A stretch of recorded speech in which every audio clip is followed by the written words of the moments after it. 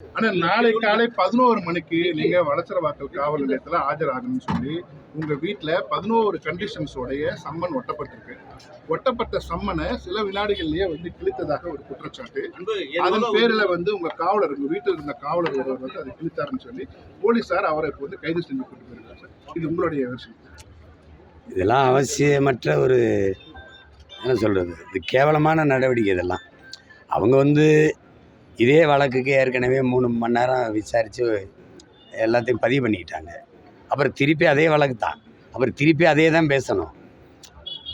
அவங்களுக்கு இதில் திரும்ப திரும்ப பேசி எதை என்னையோ அசிங்கப்படுத்தலான்னு நினைக்கிறதுக்காக வச்சுறாங்க. இதில் இந்த ஆட்சியாளர் அசிங்கப்படுறாங்களே ஒழிய எனக்கு இதில் ஒன்றும் இல்லை.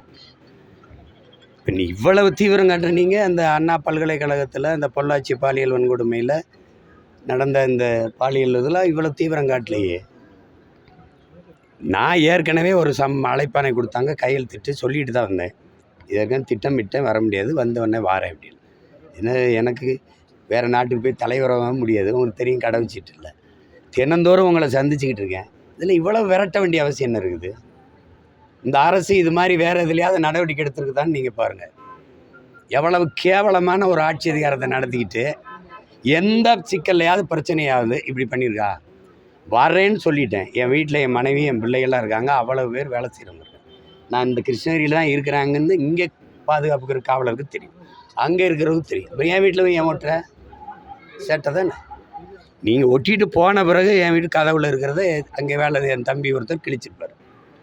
அதில் என்ன பிரச்சனை? நீங்கள் இது பண்ண நான் தான் வருவேன்னா வருவேன்ல.